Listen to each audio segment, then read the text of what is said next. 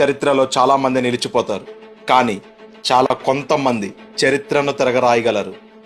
T20 ఇంటర్నేషనల్స్లో ప్రతి టీంని గడగడలాడించి అత్యధిక పరుగులు చేసిన వాడు.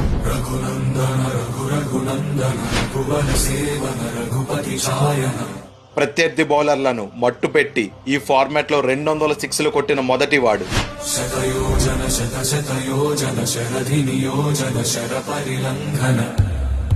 టీ20లో సెంచరీ కొట్టడమే గొప్ప అనుకుంటే 5 సెంచరీలు కొట్టిన మొదటి వాడు.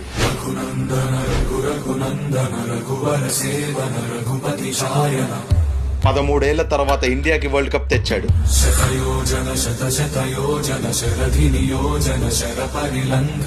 చోకర్స్ అనే దేశాన్ని ఎగతాళి చేసిన ప్రతి ఒక్క నోరు మోయించాడు.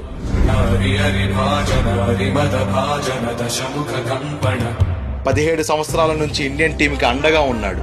టీ20 వరల్డ్ కప్ చరిత్రలోనే ఒక్క మ్యాచ్ కూడా ఓడిపోకుండా కప్పు గెలిచిన మొదటి కెప్టెన్ అయ్యాడు. భారత జెండాని చరిత్రలో పాతి ఇవాళ టీ20 ఇంటర్నేషనల్స్ నుంచి రిటైర్ అయ్యాడు. టీ20 చరిత్రలో ఒక్క ఫైనల్ కూడా ఓడిపోకుండా ఉన్న కెప్టెన్ మన రోహిత్ శర్మ. ఇంతకన్నా గొప్ప ముగింపు ఇంకే ఉంటది.